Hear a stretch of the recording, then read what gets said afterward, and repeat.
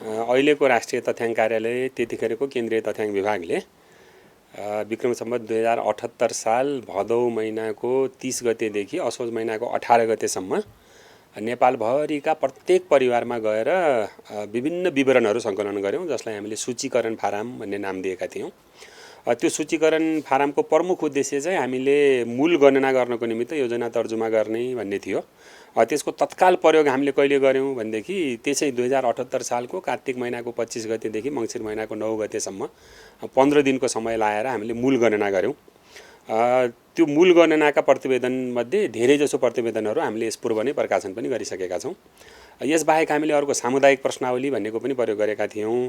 यसरी हेर्दा पछिल्लो जनगणनामा 3 किसिमका प्रश्नावलीहरूको प्रयोग गरियो। एउटा मूल प्रश्नावली जसका विवरणहरू धेरैजसो प्रकाशन भइसके, त्यसपछि जुन अहिले हामी छलफल गर्दैछौँ सूचीकरण फारम सबभन्दा पहिला गरिएको 20 दिन लाएर सङ्कलन गरिएका विवरणहरू, र अझै अर्को एउटा सामुदायिक प्रश्नावली भन्ने छ जुन हामीले हरेक वडाहरूमा गएर विवरण सङ्कलन गरेका थियौँ। त्यसका विवरणहरू अझै आउन बाँकी छन्। जनगणनाका नतिजाहरूलाई क्रमैसँग प्रकाशन गर्ने हाम्रो लक्ष्य हो। त्यही लक्ष्य अनुसार हामीले मूल प्रश्नावलीमा भएका विषयहरू एक लट प्रकाशन गरिसक्यौँ। अझै थीमेटिक रिपोर्टहरू निकाल्न त बाँकी नै छ। यो आज हामीले सार्वजनिक गरेका विषयहरू चाहिँ मूलतः त्यही घर परिवार सूचीकरणसँग सम्बन्धित छन्। घर परिवार सूचीकरणमा हामीले परिवार मूलीको नाम, परिवारको सङ्ख्या, महिला पुरुषको सङ्ख्या, उहाँहरूसँग भएको जग्गा जमिनका कुराहरू, पशुपन्छीको सङ्ख्या, त्यसपछि केही विशिष्ट विषयहरू, उहाँको घर, घरको तला, घरको आयु, उमेर, घरको प्रयोजन, त्यसपछि त्यो घर केले बनेको छ भन्ने विवरणहरू चाहिँ फेरि पछि मूल प्रश्नावलीमा गएर सोधेका थियौँ। त्यसबाहेकका चाहिँ ब्याङ्क ऋणमाथिको पहुँच, ब्याङ्कमा खाता छ कि छैन भनेर अलिकति फाइनान्सियल एक्सेसका विषयहरू, र व्यावसायिक सिप लिएका व्यक्तिहरू घर परिवारमा हुनुहुन्छ कि हुनुहुन्न भनेर यी थप प्रश्नहरू सोधेका थियौँ। त्यसमध्ये कृषिसँग सम्बन्धित जमिन र पशुपन्छीहरूको सङ्ख्या हामीले राष्ट्रिय कृषि गणनामा समावेश गरेर प्रकाशन गरिसक्यौँ। अनि बाँकी रहेका 5-6वटा विषयहरू जुन थिए, तिनै 5-6वटा विषयहरूलाई आज हामीले हाम्रो वेबसाइट मार्फत सार्वजनिक गरेका छौँ, प्रेस विज्ञप्ति मार्फत सार्वजनिक गरेका छौँ। यसमा हामीले मूल रूपमा प्रकाशन गरेको भनेको घरको सङ्ख्या, घरको प्रयोजन, त्यसपछि ती घरका तलाहरू, कति तलासम्मका घरहरू छन् भन्ने विषयहरू, त्यसपछि घरको आयु जसले हाम्रो यो डिसास्टर म्यानेजमेन्टदेखि लिएर अन्य विविध विषयहरूमा ठुलो प्रभाव पार्छ। त्यो घर निर्माण कहिले भएको हो, हामीले गणना गर्ने समयमा त्यसको उमेर कति थियो भन्दा 100 वर्षभन्दा पुराना घरहरू नेपालमा भेटिएका छन्। घरका तलाहरूको कुरा गर्ने हो भने 10 तलाभन्दा बढी भएका पनि भेटिएका छन्। तैपनि सबभन्दा धेरै त एकतले परिवार, एकतले घरहरू नै छन् हामीसँग अहिले पनि। र घरको प्रयोजनसँग सम्बन्धित विषयहरू पनि हामीले सङ्कलन गरेका थियौँ। र यसमा एउटा चाखलाग्दो विषय के पनि छ भनेदेखि करिब 6 लाखभन्दा बढी परिवारहरू अहिले रित्ता छन्, कोही पनि बस्दैनन् भन्दा त्यो आवासीय प्रयोजनको निमित्त निर्माण गरिएका घरहरू हुन्। तिनीहरू विविध कारणले मान्छेहरू बसाइ सरे होलान् अथवा केही भयो होला, होइन त। त्यो करिब 6 लाख जति परिवारहरू रित्ता छन्, र ती भएका 75 लाख जति घरहरू जुन छन्, ती 75 लाख जति घरहरू कस्ता कस्ता छन् भन्ने विवरणहरू आज हामीले सार्वजनिक गरेका छौँ। तथ्याङ्कको मूल उद्देश्य नै के हो त भनेदेखि यसले हाम्रो हैसियत बताउँछ भनेर भन्छौँ। हामी कहाँ छौँ, कस्ता छौँ, कति छौँ, कुन अवस्थामा छौँ भनेर हामीलाई एउटा आधार दिन्छ यसले। अहिले हामीले प्रकाशन गरेका विवरणहरूले चाहिँ हाम्रो वित्तीय पहुँच कति छ त, ब्याङ्कहरूमा खाता भएका मान्छेहरू कति छन्, यो व्यावसायिक सिप लिएका व्यक्तिहरू कति छन् देशभित्र, घरको सङ्ख्या कति छ, त्यो घरको प्रयोजन के छ, त्यसपछि घरका तलाहरू कति छन् अथवा घरको आयु कति छ। घरहरू पुराना हुँदै गए भनेदेखि भूकम्प लगायतका प्रकोपहरूबाट बढी क्षति हुन सक्ने सम्भावना रहन्छ, त्यसको प्रोबेबिलिटी बढ्छ भन्ने भएको हुनाले मूलतः यो घरसँग सम्बन्धित विवरणहरू भनेको आवाससँग सम्बन्धित योजनाहरू निर्माण गर्नको निमित्त नै हो। यसबाहेक यो वित्तीय पहुँचका कुराहरूले चाहिँ हामीलाई यो आधुनिक युगमा हामी प्रवेश गरिसकेका छौँ। तैपनि कति मान्छेहरूले खाता खोलेर आफ्ना विवरणहरू सङ्कलन गर्छन् त, अथवा ब्याङ्कहरूमा खाता राखेका छन्, अथवा ऋण चाहिएको बेलामा उनीहरूले ऋणको पहुँच कति पुगेको छ। र अहिले हाम्रो रोजगारीको प्रमुख स्रोत भनेको वैदेशिक रोजगार पनि हो।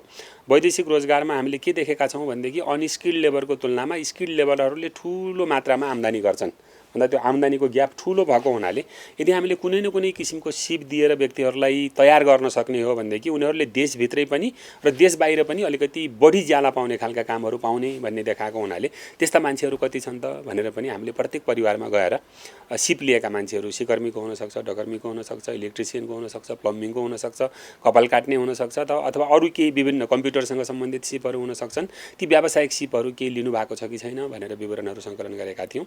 यसले चाहिँ चाहिँ एउटा हाम्रो जनशक्ति योजना निर्माण गर्नको निमित्त पनि काम लाग्ने भयो।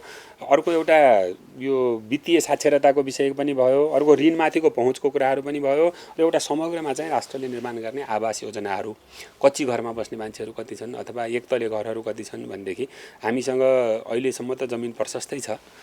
जमिनको खण्डीकरण हुँदै जाँदा अथवा त्यो ल्यान्डको डाइभर्सिफिकेसन हुँदै जाँदाखेरि भोलि जमिन कम हुने, जस्तो काठमाडौँ उपत्यका लगायतका सहरहरूमा जमिन कम भइसक्यो भने अब राज्यको प्राथमिकता एक तले घर हो कि अथवा बहुतले घरहरू हुन् भनेर राज्यले योजना निर्माण गर्नको निमित्त पनि यी विवरणहरूले हामीलाई सघाउ पुर्याउँछन् भन्ने लाग्छ। मूल उद्देश्य त यहाँले उल्लेख गर्नुभए जस्तै योजना तर्जुमा गर्नको निमित्त त्यो विषयसँग सम्बन्धित फेरि है, जस्तो घरको सङ्ख्याले चाहिँ आवाससँग सम्बन्धित हुने भयो, वित्तीय पहुँचको कुराले वित्तीय व्यवस्थासँग, ऋणमाथिको पहुँचले समग्र अर्थतन्त्रसँग र यो व्यावसायिक सिप लिएका अथवा नलिएका विषयहरूले चाहिँ हाम्रो रोजगारीको समग्र अवस्था अथवा हाम्रो यो वैदेशिक रोजगारीमा कस्ता खालका मान्छेहरू हामीले पठाइराखेका छौँ त भन्ने विषयहरूको योजना तर्जुमा गर्न, हाम्रो आधार थाहा पाउन, हाम्रो स्थिति थाहा पाउन, अथवा भोलि हामी अब कहाँ पुग्ने हो त, अहिले 10 लाख मान्छेले मात्रै तालिम लिएका छन् भन्ने विवरण हामीले पायौँ भनेदेखि भोलि गएर अब कति मान्छेलाई, करिब 30-40 लाख मान्छेहरू बाहिर छन् भनेर हामीले औपचारिक अनौपचारिक रूपमा सुन्छौँ। जनगणनाको पछिल्लो प्रतिवेदनले पनि करिब 21-22 लाख मान्छेहरू बाहिर छन् भनेर देखाएको छ। जनगणना सम्पन्न भएकै पनि झन्डै 2 वर्ष पुग्न लागिसक्यो भनेदेखि यो सङ्ख्या बढी पनि सक्यो होला अहिले गएर। भनेदेखि त्यो लाखौँ मान्छेहरूमध्ये कति मान्छेहरू तालिम लिएर गएका छन्, यी विषयहरूले चाहिँ अथवा हामीले ती सबै मान्छेहरूलाई तालिम दिएर पठाउन सक्यौँ भनेदेखि तिनीहरूले गर्ने आय आर्जन चाहिँ बढ्छ, जसले रेमिटेन्स बढ्ला र समग्रमा अर्थतन्त्रकै उत्थान हुन्छ, देशकै जीवनस्तर बढ्छ भनेर यी विवरणहरू सङ्कलन गरेका हौँ र यसपालि हामीले प्रकाशन पनि गरेका छौँ। नेपालमा भएका करिब 66-67 लाख परिवारहरूमध्ये झन्डै 1/4हरूले कतै न कतैबाट ऋण लिइराखेका रहेछन् भन्दा बाँकी परिवारले ऋण लगेनन् अथवा ऋण पाएनन् भन्ने हिसाबमा बुझ्नु पर्यो। ऋणको आवश्यकतै परेन, एउटा ठुलो जनसमुदाय त्यस्तो पनि हुनसक्छ, आफ्नै आम्दानीले अथवा आफ्नै स्रोत साधनले धान्न सक्ने अवस्थामा मान्छेहरूले ऋण लिँदैनन् भने ऋणको सामान्य सिद्धान्त चाहिँ के हो त भनेदेखि यथास्थितिबाट परिवर्तन ल्याउनको निमित्त, त्यो चाहिँ सकारात्मक परिवर्तन है, फेरि यथास्थितिबाट सकारात्मक परिवर्तन ल्याउन, गरिबी निवारण गर्नको निमित्त भनौँ अथवा गरिबी कम गर्नको निमित्त, कम आम्दानी भएकोले बढी आम्दानी गर्नको निमित्त, उद्यमशीलताको विकास गर्नको निमित्त चाहिँ अलिकति लगानीको आवश्यकता पर्छ र त्यो लगानीको जो हो आफैले गर्न सकिएन अथवा यहाँ व्यक्तिसँग लिएको ऋण यसमा हामीले संलग्न गरेका छैनौँ, व्यक्तिगत नातागोतासँग पनि ठुलो मात्रामा ऋण लिएको हामीले व्यवहारमा देखेका छौँ।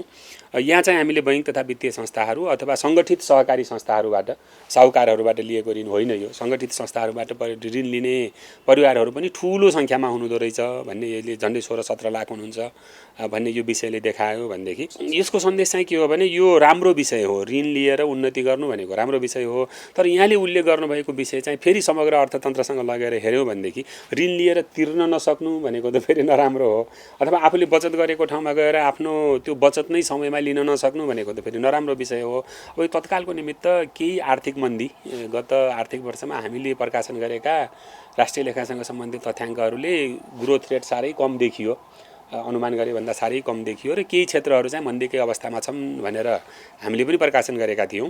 यो मन्दीको कारणले गर्दा यस्तो भएको हो भनेदेखि त यो सर्ट टर्मको फेनामेना हो, छोटो अवधि रहन्छ, भोलि फेरि मान्छेको उद्यमशीलताको विकास हुन्छ, वस्तुहरूको बिक्री सुरु हुन्छ, उत्पादन बढ्छ, स्वाभाविकले उनीहरूले ऋण तिर्न सक्छन् र अहिले सङ्कटग्रस्त भएका सहकारीहरू अथवा वित्तीय संस्थाहरू पनि भोलि सङ्कटबाट मुक्त हुन्छन् भन्ने यसको सामान्य सिद्धान्त हो। त्यो भयो भने केही चिन्तै गर्नु परेन। अब त्यसो हुन सकेन भनेदेखि चाहिँ राज्यले केही राहत प्याकेजहरू ल्याउनुपर्छ कि भन्ने मलाई लाग्छ। शिक्षा र तालिमलाई हामीले छुट्याएका छौँ। शिक्षा जस्तो तपाईँ हामीले केही तहसम्म पढ्यौँ, आइए पढ्यौँ, बिए पढ्यौँ, एमए पढ्यौँ अथवा अझै माथिल्लो तहसम्म अध्ययन गऱ्यौँ भनेदेखि त्यसलाई हामीले व्यावसायिक तालिम भनेर गनेनौँ है त। त्यो शिक्षित जनशक्ति ठुलो छ, योभन्दा बाहेकको शिक्षित जनशक्ति लाखौँमा छ। त्यो शिक्षित जनशक्ति मध्ये अथवा बाहेकको है, यो चाहिँ यहाँले भन्नुभएको विषय चाहिँ त्यो शिक्षित जनशक्ति मध्येकै पनि हुनसक्छ अथवा बाहेकको पनि हुनसक्छ। ज्ञान मात्रै आर्जन गरेर भएन, अब सिप पनि सिकेको हुनु पर्यो भने अहिलेको आवश्यकता त त्यो हो नि हाम्रो, होइन त। यो विश्वविद्यालय ज्ञानले अथवा कोरा सैद्धान्तिक ज्ञानले मात्रै पुगेन, अब सिप पनि सिकेको हुनु पर्यो भन्दा त्यस्ता सिपयुक्त जनशक्तिहरू चाहिँ कति छन् त भनेर हामीले विवरण सङ्कलन गरेका हौँ। खासै उत्साहप्रद नतिजा आएन, यहाँले पहिला पनि उल्लेख गरिसक्नुभयो होइन त। आधाभन्दा बढी मान्छेले सिप सिकेको भए कति राम्रो हुन्थ्यो होला होइन त। अब राज्यले फेरि यो तथ्याङ्कमा टेकेर चाहिँ के गर्न सक्छ त भनेदेखि कसरी मान्छेलाई सिपयुक्त बनाउने, कसरी थप तालिम कार्यक्रमहरू सञ्चालन गर्ने, व्यावसायिक तालिमहरू हुन सक्छन्, प्राविधिक तालिमहरू हुन सक्छन्, बजारमा काम पाउने तालिमहरू। क्या अहिले त पढी लेखी सक्यो बेरोजगार हुनुपर्ने अवस्था छ नि हाम्रो त। सिप सिकेको मान्छे चाहिँ कम्तीमा बेरोजगार हुँदैन, स्वरोजगार पनि गर्न सक्छ भन्ने सिद्धान्त हो नि सिपको सिद्धान्त त। त्यही भएर त्यो सिपयुक्त जनशक्ति कति छन् भन्दा यो साह्रै कम पनि होइन, 10औं लाखमा छन् हामीसँग मान्छेहरू भनेको त ठुलै सङ्ख्या हो। तर पनि हामीले फेरि करोडलाई लाखसँग तुलना गऱ्यौँ भनेदेखि त्यो सानै हुन आउँछ। यसलाई बढाउने भन्ने चाहिँ फेरि राज्यको योजना हुनसक्छ। स्वरोजगारको कसरी सिर्जना गर्ने, त्यो स्वरोजगार गर्नको निमित्त पहिलो आवश्यकता भनेको चाहिँ के हो भनेदेखि सिपयुक्त जनशक्ति भन्ने हो। दोस्रो आवश्यकता चाहिँ फेरि वित्तीय संस्थामाथिको पहुँच होइन त, अथवा चाहिएको बेलामा ऋण लिन सक्ने पुँजीको आवश्यकता भन्ने चाहिँ दोस्रो आवश्यकता हो। त्यही भएर यी दुवै विषयहरूलाई हामीले राष्ट्र निर्माणको निमित्त आवश्यक पर्ने दुईटा महत्त्वपूर्ण विषय, जनशक्ति त एउटा भइहाल्यो, त्यो जनशक्ति मध्येको सिपयुक्त जनशक्ति र त्यो सिपयुक्त जनशक्तिले यदि केही काम गर्न चाह्यो भनेदेखि त्यसको निमित्त आवश्यक पर्ने पुँजीको व्यवस्थापन अथवा पुँजीमाथिको पहुँच कति छ भन्ने विवरणहरू हामीले सङ्कलन गरेर प्रकाशन गरेका छौँ।